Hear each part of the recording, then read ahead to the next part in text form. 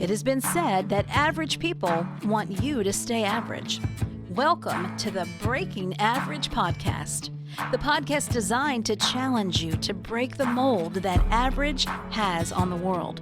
Each episode offers insights directly from those who choose to break average every day.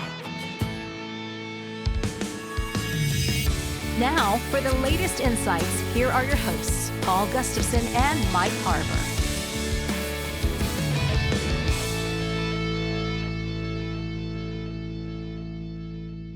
Hey, welcome to season 2 of the Breaking Average podcast. My name is Mike Harber. Joining me today is my co-host, Paul Gustavson. Hey, Paul, how are you, my friend?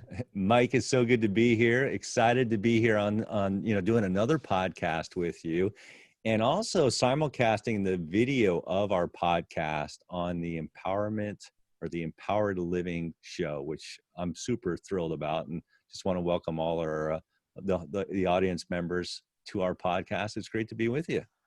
Yeah, that's super exciting, Paul. I mean, I don't know if my face for radio is going to show up well on the Empowered Living show, but it is certainly cool to say that we're doing something on the Empowered Living channel. So I'm certainly excited about that. Breaking Average, we transitioned to this new podcast this year, and it's really what we're called to do, Paul, is our friend and mentor, Paul Martinelli, who, is the president of the Empowered Living community, often says that the world mass produces average, and breaking average is all about stepping above the masses, right, and being something different. Today, we consider breaking average as the mark of transformational leadership, and we're excited to help our listeners and the ones that we interview continue to spread that message of breaking average around transformational leadership.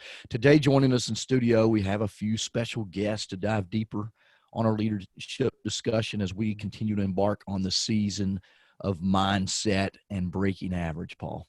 Yeah, it's so great.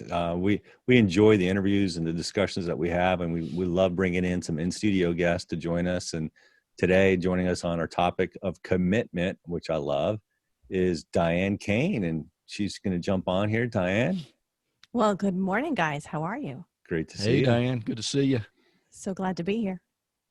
Yeah, Diane and Rick, we've had a chance to sit down with Rick and some contributing authors of the book Breaking Average, Paul, that you wrote, and I'm certainly honored to be a part of that as well. But we had a chance to have a few of those contributing authors sit down and talk about the idea of commitment around breaking average. Diane, why don't you set this up for us?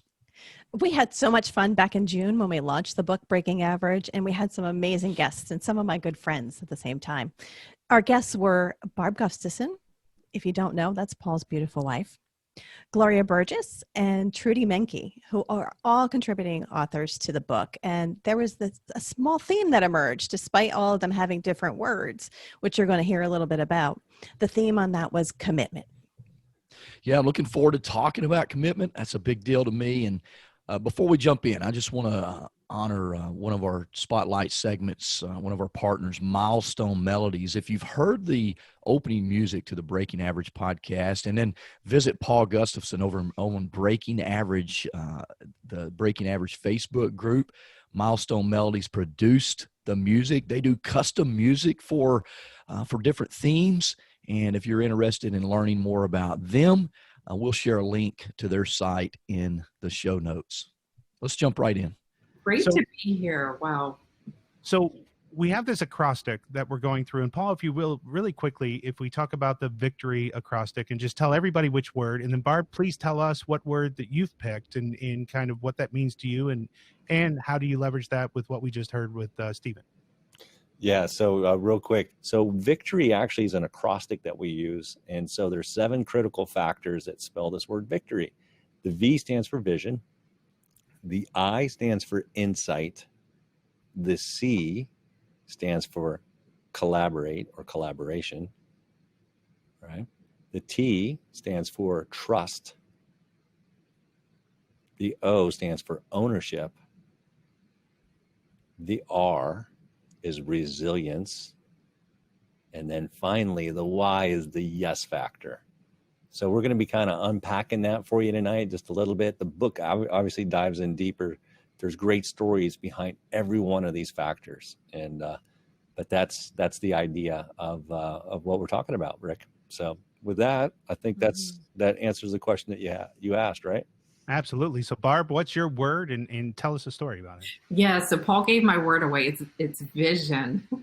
But what I really love, just watching that video from Stephen, it ties into that. Part of what he said was he was in this cubicle and he had to really find his purpose. And I truly believe that purpose is a first component of vision. And it brings me back to a friend that I have that some of you have in this room, and that's Nick Vujicic.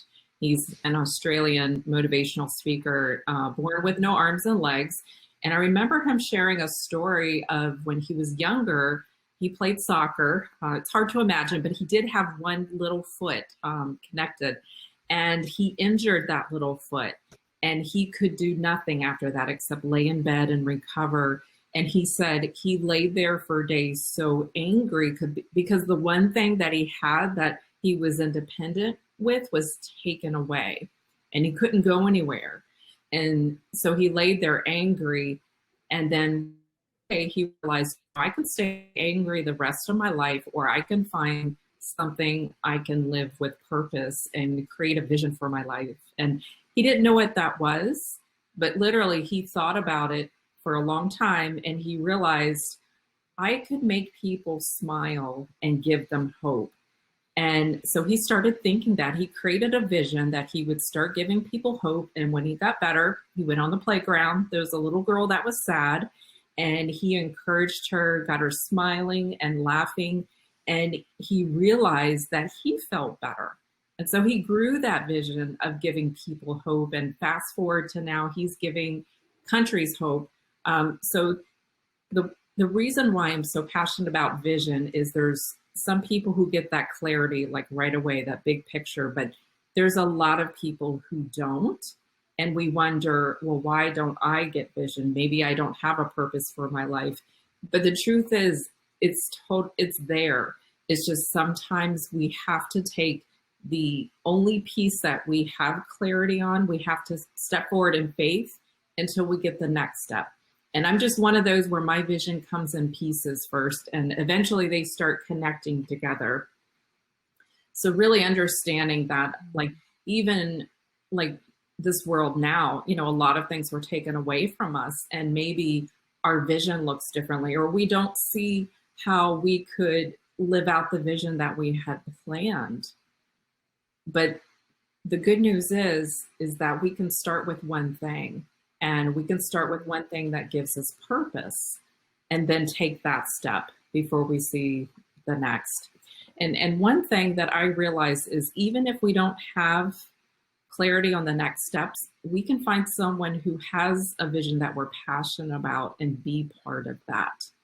Yeah, one of the things that I encourage people to do right now, if you're discouraged about, because a few months ago, you may have had such a clear vision and you were rocking and rolling, and then everything came to a halt. This is the time to really focus on revising your vision. And I believe it starts with reorienting yourself. Like, you're a different person than you were a few months ago. You have a completely new perspective on many things. And if we move forward without getting clarity, right now we're disoriented. We really are. So when we start with reorienting ourselves, like, who am I? What is the person emerging from this? What is the strength that I'm gleaning from now? And where am I going to use the strengths that I have? And go through an exercise and declaration of, this is who I'm living into. This is who I'm becoming. And we can grow into that now. So really focus first on getting clarity and redefining who you are now. Then you can get to the creative part and start revising your vision, because you're in your vision. If you don't see yourself clearly, your vision isn't going to be as clear. And then another piece of that I feel like is an important component is, a lot of us are losing, our energy capacity has gone way down. So we may have a wonderful plan, but we don't have the capacity to live it out. So really looking at, where am I most fulfilled right now? what is depleting me the most? And, when am I needed 100% of the time? When is my energy needing to be 100%? So you can really align those together. Barb, thank you so much for sharing. And I certainly could talk to you all evening. We got a lot to come to. Great to be here. Thank you, Rick. But, this is a blessing. And thank you for joining, Paul. Thanks for pulling all of this together. And absolutely. And we're bringing another special guest, another contributing author onto the scene. We just need to say it's Dr. Gloria Burgess. Do we need to say anything else about her? But if you want to know more about her, please go to gloriaburgess.com and check her out. An amazing, inspirational speaker. Somebody that has given a lot of light and a lot of love to all of us, the John Maxwell team, and anybody that she's dealt with. So, Dr. Burgess, so good to see you.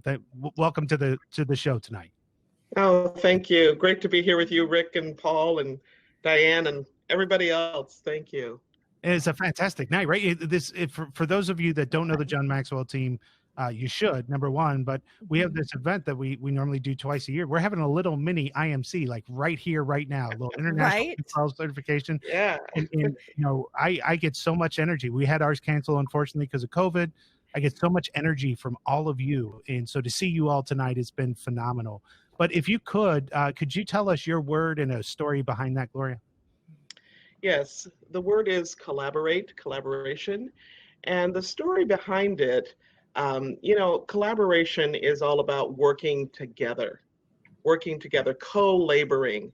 And the story that I'd like to share may not be the obvious story about collaboration, but it's the story that I love to share because it's about my father and my mother and, their life-changing relationship with a person who just made all the difference in the trajectory of my family's life. So when my father was a little boy, 4 or 5 years old, he had two dreams, Rick. He had the dream of living in a house with running water, and he had a dream of going to college. Now, my dad was born in 1931 in the Jim Crow South in Oxford, Mississippi. So rural, little town back then, right? And so these were big dreams for a young African-American boy in that time. In fact, dreams like this, having a vision like this could actually get you killed. But that didn't seem to faze my father. He would tell anybody about his dreams. And as a young man, he was a janitor at the University of Mississippi, right there in Oxford. And he could work there, but he couldn't go to school there because it was still segregated.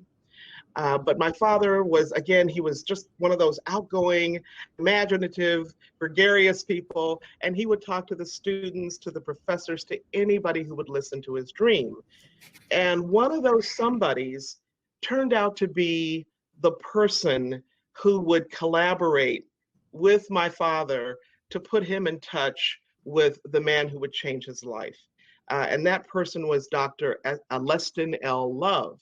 And Dr. Love was one of the deans at Ole Miss. So when he heard my father's story and he saw his determination and he saw how hard he worked, the faith that he had in himself, he said, "Young man, I know the person who can help you with your dream."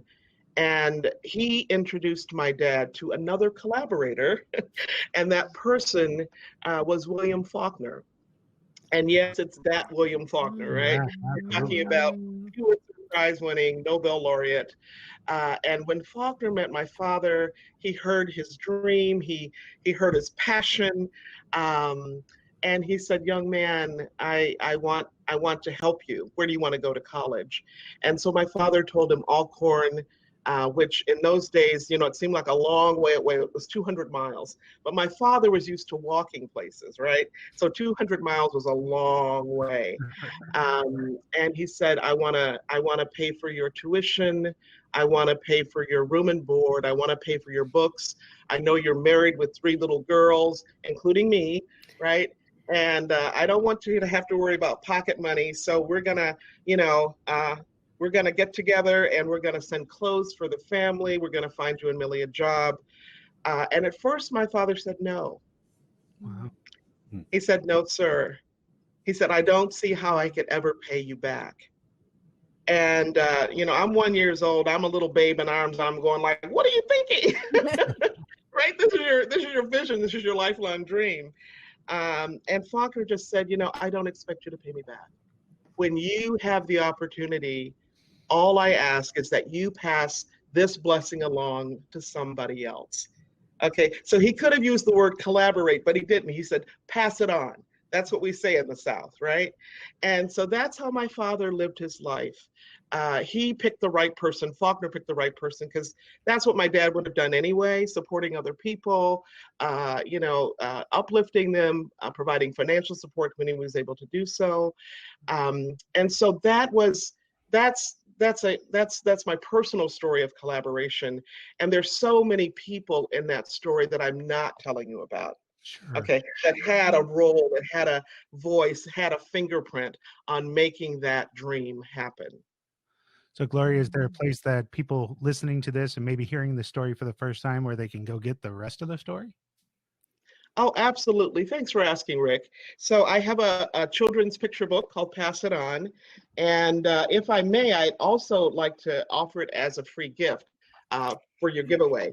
But it's called Pass It On. You can go to Amazon and get the book. You can go to any big retailer these days. Target has it, Walmart. So exciting. If you want to support your local independent bookstore, just give them a call and they can order it for you. Can you show the cover again, Gloria?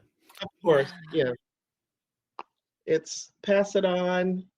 Wow. And if you don't recognize that man in the background, that's my dad. He's walking toward Faulkner's house, and that's Faulkner just kind of hanging out at his house, Roanoke. Wow. So good.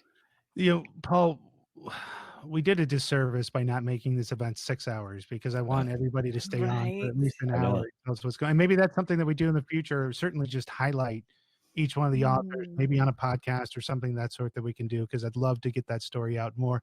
And Gloria, I feel so bad, but we got to move on. Is there anything else you'd like to share with the audience before we take that next step? You know what, Rick, I would just one thing, and this is a quote, and it comes from a woman by the name of Leontine Price. We don't often hear her name anymore, but she is still alive. She's 97 years old. Leontine was the first African-American diva who had a long-lasting career at the Metropolitan Opera. When she first sang there, she prepared so well and so long. She had a 42-minute standing ovation. Wow. Here's the quote I want to leave with you, because again, no one gets to where they get alone. We get there through collaboration, and sometimes it doesn't look, quite like we expect it to. So Leontine says this: I don't love anything more than hearing my own voice. Sounds kind of conceited, right? But listen more. It's a personal adoration. Listening to my recordings is like filling your pores with inspiration, and where better to get it than from yourself, because that substance is a combination of everyone who contributed something. Your mama, your papa, the community, your teachers, everybody and everything. Wow. Thank you so much for sharing that with us, Gloria. We love you to death. Thank you so much for gracing us. You're welcome. Thank you. Thank you. Thanks, Gloria. So we have brought on not only the first person that joined us tonight, but has waited all this time to be able to share her story with us. Thank you so much for hanging on with us. This is Trudy Menke. Her business is Reframing Leadership LLC, and her passion is developing people to solve problems and create results through stronger leadership and communication skills. Trudy, welcome to the show tonight. Hey, thank you so much. I'm excited to be here. Man, this is the first time I have to say I come right after Paul Martinelli in any conversation. This is a high bar. I don't know how I'm going to handle this tonight. So the correct thing is, thank you, Paul, for opening for me. I've got it from here. That's right. You shared the stage with Paul Martinelli. Yes, and that's deservingly right. so. Good night, everybody, and good night. Thank you so much for my opening speaker. I've got it. So what's your word that you worked with, Trudy, and tell us the story behind it? Okay, so the word that that Paul and I really collaborated on was the word yes. And it really takes the pieces of a leader has to invite someone into the idea. There has to be an alignment with the person that joins the team. And then that creates belief. And, within the book, we really appreciated and approached the concept from the position of, a leader, a team member, and that joint space that's created. But I couldn't help but start to think about how, when we listen to John Maxwell talk and he says, what's the hardest thing in leadership? Leading yourself. Yes. And you know what? I think the word yes. And when you listen to what everybody else has said tonight, whether it's about trust or it's about resilience, we are being invited in ourselves. And we have to align with the invitation that we receive as an individual, that intuition that comes to us. And then we have to believe it. So while it's a great vision of a leader and a team member, it's also a vision of the internal struggle that we go through internally of inviting ourselves into that new vision. So it feels kind of like the perfect way to end the word victory, right? Absolutely. Yes. Yeah, so good. It's well said. And I love the story that you share in the book. And guys, if you haven't had a chance, read that chapter. What's cool about any of these, by the way, you can mix it around. You can go sequentially if you want to through the whole book, but you could start with the yes factor and go back and read all the other ones. And they're all good. They're all solid. But the story that Trudy shares on the yes factor really grabbed my attention in terms of how that works. And she just did a great job describing the value of that, the invitation that takes place, just the acceptance that happens through that. So it's really powerful. So I appreciate you, Trudy. So thank you so much.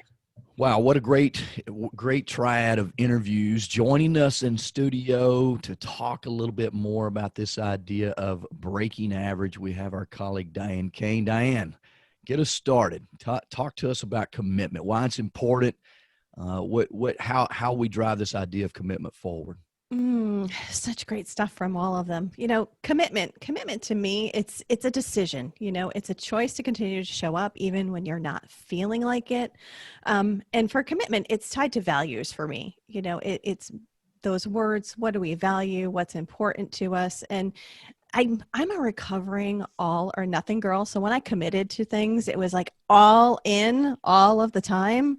And then if I failed to miss a part of it, it was a nothing. So it would stop me for a really long time. And now what I've learned about commitment is it's just taking that next step. It's always taking the next step that we committed to. Yeah, our friend Rick also had some thoughts about commitment. Let's listen in on what Rick had to say, Paul, before we come over to you. Yeah, so I sat down with Rick just a few days ago, and he shared some really powerful thoughts on commitment. So here's Rick. All right. So, hey, Rick, great to just kind of grab some time with you as we go through this topic of commitment. We had the ladies of Breaking Average, and you did a great job interviewing them for the call that we did, the Breaking Average call. But tell me more. What are your thoughts on commitment? What is commitment? Why is it important? So I think commitment is where we make the decision to break intention, right? John Maxwell says that the only difference between people with good intentions and bad intentions is the people with good intentions generally are nicer people, right? But intention doesn't lead to action, right? Commitment is what leads to that action step. It's a battle every day. And I think commitment is what turns want into will, right? It's I want to do this or I will do this. Commitment is really that deciding factor. For instance, personally, we've talked about, exercise and that kind of stuff on the show before, even losing weight. I've had the intention of exercise for years. And I even made the decision I wanted to do it, right? And you would even lay there in the middle of the night and you'd envision, waking up and how you're going to hit the gym, and then an alarm goes off, and then the commitment to sleep longer decided to win over the commitment of exercise in and of itself. Right. So I think really commitment is when you can look at yourself in the eyes and you know that you've moved want to will, right? So when that alarm goes off at 5 a.m. now, even though there's times I don't want to do it, that commitment is what drives us out of bed and goes to the gym. Yeah, I love that. It's a great take on commitment. It's so important, right? When we have that commitment, just what we can do. So cool. Well, Rick, thanks, man. I appreciate you just kind of dropping your thoughts on this as we continue to carry on this conversation of commitment. Man, really good stuff, Paul. I know you and I have been committed to each other for 9 years now in a totally bromance relationship since we met in to August of 2000 and 2011, Paul, wasn't it? Yeah. We it's met in alm- August 2011. We've been committed to one another, doing different things, podcasts, book projects, coaching projects, accountability groups. There's been a lot of commitment in our relationship. Tell our audience what your thoughts are around commitment. Yeah, I appreciate that too. And, you know, I'll never forget that moment that we met, and we've talked about it before on this podcast, but you and I met on, you know, by the pool, not in the pool, but by the pool at John Maxwell's house. And it was just an amazing moment. Not just meeting John and meeting new friends, but meeting one another and just talking about our passion for leadership and the commitment that you and I have to better others around us, to help people break average. And that's what we're doing. We're inviting others who have this desire to break average, not only in their own life, but in the lives of others. So it is all about commitment. Commitment to me is taking that next step, even if you can't see the big picture. And a lot of times that's where I've gotten tripped up, Mike, is I've always wanted to see the big picture before I take that first step. No, you don't need to see the big picture. You just need to know enough of what's in front of you to take that next step. Commitment is about having trust.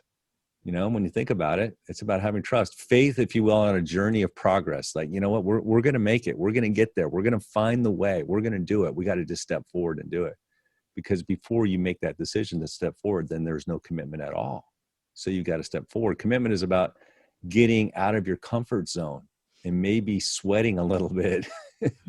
You know, think about this podcast. It takes commitment to do this. And sometimes we've had to do some things, you know, we're simulcasting this now with Empowered Living Show, which is fantastic, but it's another new little wrinkle, and it's exciting to make those steps, even though we don't see the big picture.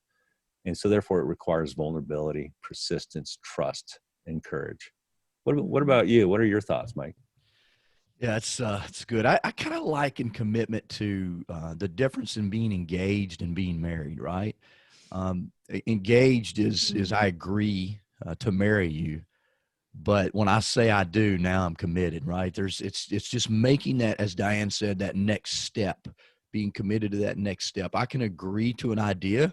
I can agree that something is good, you know, like Paul, you and I agreeing that the Breaking Average podcast and the Breaking Average book and the Breaking Average products that we have in mind, we can agree that those are all good, but at some point we have to commit to move them forward, like commit on our schedule, right? This is every time we record, we're blocking time on our schedule to record. That's a commitment. Now, you know, I think of it's just the difference in that one extra step, but I think of, you know, a current discussion in my own home with my son.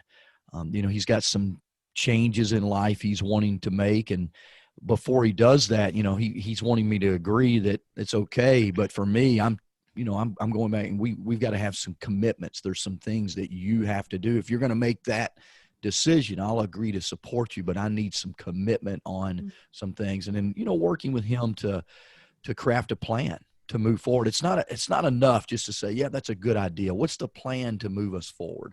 What is the next? And I'm not saying you have to, as you said, Paul, know all the steps. Yeah. But what's the next step? Right. Yeah. Let's commit. Let's go ahead and think about the next step or two or three, and let's commit to taking that next right step, right? And John Maxwell's often taught us you don't get to open the third door without opening the first door, right? You got to go through that first door to be able to go through the next and see what's behind it. And one of the things, if we don't have clarity, this comes from the interview with Barb and Trudy and Gloria, you know, if you don't have clarity on the next steps, we can find someone who has a vision that we're passionate about to be a part of that, right? And that's sometimes we need someone like you and I, Paul. We talk about our relationship now 9 years. Maybe I don't have clarity on the next steps, but when you partner with someone, collaborate with someone to share those ideas, things that we agree are good, then that can help us make a commitment to move forward. Yeah, it's well said. It's spot on, man. You know, think about the successes in life. It requires commitment, not just on the part of one leader, but, you know, trusting in other people to help you with that vision. So that's a good point. Yeah. Yeah. We'll talk more about that as we go on. Diane, I'd love to kind of transition to this idea of transferring commitment to others, kind of where Paul's going here. How do we, because it's easy for me to be committed, right? But now I've got a team of people that are following me? How do we Yes. transfer that commitment or gain that Yeah. commitment from other people? Oh, and it's back to that painting the picture and the vision, right? One of the things that John talks about too, he'll cast the vision, but then he'll cast the vision to get in people inspired, but then he talks about the mission to help separate that, right? And so I love how he talks about that, because the vision looks so beautiful, but when it comes into that commitment part, because commitment requires work. It requires getting dirty. It requires getting up and putting ourselves together to get on the video now when we're talking through our podcasting, right? There's that Yeah, extra layer. I gotta brush my hair now on these Right? recordings since we're on TV, right? I gotta look halfway decent.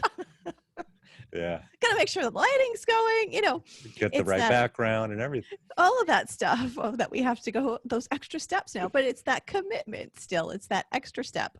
And the hardest person to commit is ourselves, right? And so the importance of what we're talking about is having that accountability or having that buddy, because it's so easy. Let me tell you, it was 39 degrees this morning. It was really cozy in my bed. It was comfortable under those covers, but I knew that the three of you, or we were expecting Rick until he had his emergency, you guys were there. So I had committed to you as well. So that helped me get up. And that's part of that modeling, knowing that you need the buddy, knowing that you've made the choice. And sometimes a commitment to yourself is harder to keep. It might be a little bit easier to keep that commitment to somebody else. So bringing in that accountability and that buddy, that helps us keep the course and transfer that vision. Yeah, that's so good, Paul. I know you sit down with Rick to talk a little bit about commitment. Let's listen in to kind of what Rick's ideas were around this idea. Yeah, so I think to transfer it, we need accountability. But it's interesting because I think what we've been taught about certain things about accountability are changing. This is where I think coaching comes into play, because there's advice out there, there's research out there that says if you make a commitment publicly and voluntarily to somebody, that you have more likely chance to succeed. But I think that person you make that commitment to really does need to be a coach or somebody who has a stake in it for you, because there's this new study that's actually coming out around false satisfaction of a goal. Meaning me and you being buddies, if I go, hey, I'm going to work out, you're like, that's awesome, congratulations.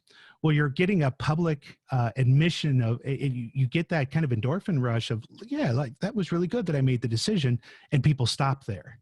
Right. So what you have to do from a commitment is, instead of, standing up in front of a bunch of friends and say, I'm going to go work out, and they go, oh, that's awesome. Good for you. Having someone follow up and make sure that you're doing that goal is really where that driver is. That's where that accountability comes into play. There's an old adage between committed and involved. If talking about breakfast, if you've ever heard that, they talk about the chicken and the pig and who's committed and who's involved. He said for making breakfast, right, the chicken is just simply involved, right? They're laying eggs, but the pig is committed to your breakfast meat, right? I mean, so, right, which one is that? So all that together, I think boasting a goal is a chicken, but actually finishing the steps and having an accountability coach and somebody that you can follow up with, that's the pig in this scenario. Cool. Yeah, I had not heard of that analogy. I like it though. That's good. Chicken and the pig. That's good. Finishing the steps, finishing strong. Thanks, Rick. Appreciate your time. Any final thoughts as you and I close out our little conversation here today? Yeah, my question to the audience then is, what is the commitment? Yeah. Not what's the intention. What's the commitment? So don't boast about it. Don't talk about it until you've made that mental switch that it is a commitment, because it's the worst thing to do is go back to the group of friends and they go, hey, how's it going working out? And you go, haven't really started that.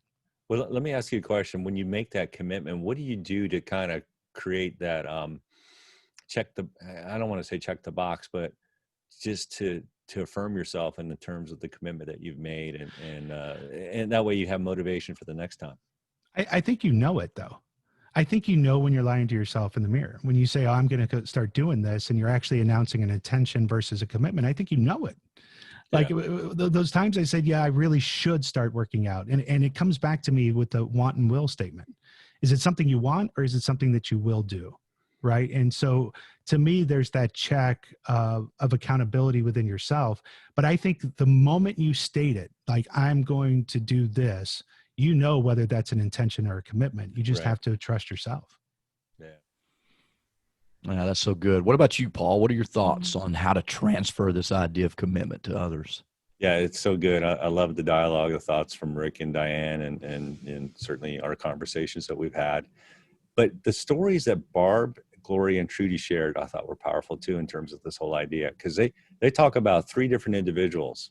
Most of us Yes. know them very well: Nick Vujicic, William Faulkner, and John Maxwell. And I love that because you can see the transfer that took place with every one of those, right? And each of those individuals are people who transfer commitment to others. When you sit down with Nick or John, or, you know, if you were able to sit down with William Faulkner back in the day, you would be in a position where you were motivated and inspired to take that next step of commitment. And that's the opportunity that we have. I especially like Gloria's comment about William Faulkner. She says, you know, that story about his connection with her father. And he said to him, all I ask is that you pass this blessing along to somebody else. Mm. And if you know Gloria, you know that that transfer took place, right? Mm. And now she's transferring it on to others, which is fantastic. Yeah, that's so good. Yeah. Mm-hmm. I think you reminded me, Paul, the first time I was at a Maxwell event, you know, you and I back in 2009, and you'll probably remember this, Paul, but John said one of the scariest things for him was to give his name to other people he didn't know, right? Mm-hmm. And he started talking about his values. And, you know, over the years, he's gotten much better with the culture lesson, teaching, you know, the culture lesson, the Maxwell values, Maxwell DNA. But that was a transfer of commitment. You know, he committed to those of us that were in the room. And at that time, the very first event, it was maybe 300 to 400 people versus the thousands that are in the room now when he does that. But, you know, that was a transfer of commitment. And I saw John commit to us, right, as the kind of the leader of the John Maxwell team.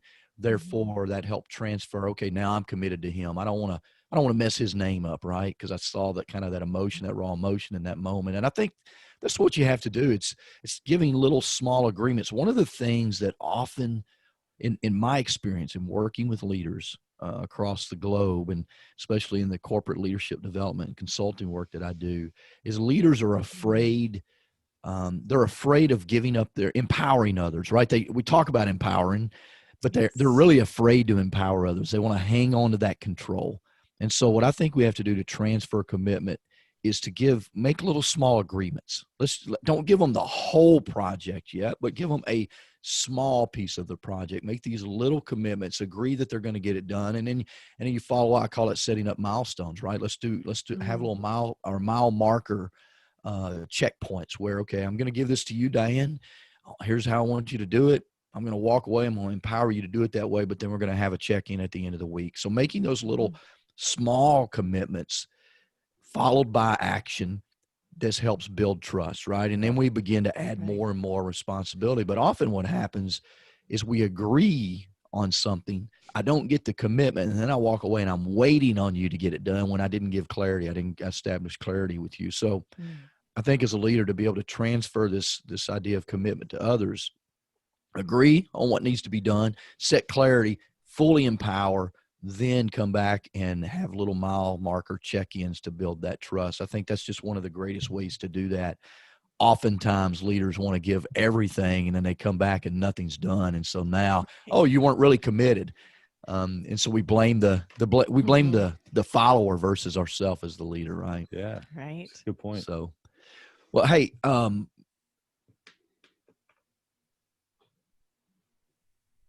wow. What happened? I was like, did you just freeze? And I was just Yeah, like, oh I no, did. he lost the spot. I got totally lost here with our. There's You're a down piece. at part 6. Yeah, I thought there was a piece missing. Here, Oh, identify a leader for a future podcast. Part 5. Okay, sorry about that. We're gonna have to edit that. Yeah, no I got worries. completely lost. I knew where my mind was getting ready to go, and it wasn't there. He's like, what? I wasn't committed. Hey, what we want to do is one of the things we love to do is interview great leaders and leaders who are out in the marketplace around the globe who are breaking average. And we want to ask if you're listening or watching this show on on the Empowered Living Show or listening on the Breaking Average podcast, we want to ask you to go to breakingaveragepodcast.com/leader. Again, breakingaveragepodcast.com/leader, and identify those leaders for us that you know out in the marketplace that would be possible good interviews for us that we want to share their message. We want to highlight them. So again, breakingaveragepodcast.com/leaders. Hey, it's time to kind of begin to land the plane here and close out our podcast. Rick did a great job of interviewing Barb and Gloria and Trudy. And Diane, likewise, we're always blessed to have you in the room with us. Anything you want to add before we close out, Diane? Oh, it was great to listen to all of you today, to have the conversations about commitment, and just to know that, you know what, commitment takes work, and that we can keep moving forward one step at a time, even as we say yes, like Trudy talked about. Yeah, so good. Yeah. Paul, favorite part of the show, oftentimes, right, is the tip and challenge. Give our listeners a tip and challenge before we land the plane here. Well, again, I feel, first of all, I was challenged by Barb, Trudy, and Gloria for sure in terms of what they shared. And, you know, it's a great reminder. So thankful for them, and thankful for Diane too, and just her involvement in this. And Rick, you know, so when you have a team, commitment is easily transferred. So my tip is this, though. I remember back in the day, you know, I was in the Boy Scouts, and we had a motto, Mike, and it was "Be prepared." I'm sure you've heard that, right? Mm-hmm. And I know you've heard that because you've helped coach me in this area, you know, in my leadership. And be prepared, you know, to take the next step. Be prepared to add value to someone else. Be prepared to be a blessing in the lives of others. Be prepared to invite others on the journey. And so that leads me to my challenge. The challenge really is this commitment about extending the invitation. It's about the invitation. Who are you inviting? The great leaders invite others. Nick Vujicic, William Faulkner, John Maxwell, Mother Teresa, they all invited others to join them on that. That's the key element of commitment. So that's my tip and challenge. Yeah, I love that idea of inviting, Paul. But here's my tip for our listeners. The law of the pitcher, John Maxwell teaches, right? People do what people see. And so as leaders, we have to be a model of commitment first. We can't wait. We can't shirk our responsibility in that. We can't ask others to commit if we're not committed. We have to kind of be the tip of the spear as leaders on that. And so that's my tip, to be the model, to follow the law of the pitcher. The challenge is this: check yourself.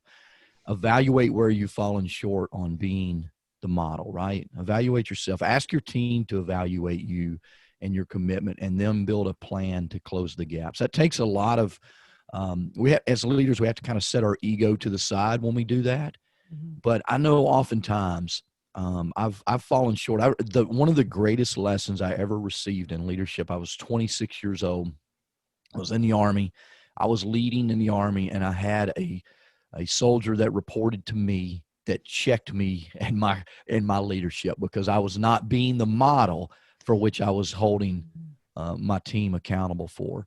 And luckily I had someone courageous enough that, you know, I was the boss, I outranked them, but they checked me. And it kind of changed my leadership from that point forward, because that's not who I want to be. I don't want to say one thing and do another. And I'm not talking about perfection there, but certainly that's what I talk about being, being a model of that commitment. Paul, why don't you wrap us up, buddy? Yeah, well, we want to thank the Empowered Living Show and their commitment for us just to be able to air this podcast. So excited to be with you guys today, and also want to thank you, Mike. You know, because you lead another podcast, the Lead Up Podcast. I see that on your microphone right there, and I want to invite you guys over to listen in on Mike's show. He takes this idea of commitment to the next level. And you want to listen in on some of those podcasts. It's fantastic.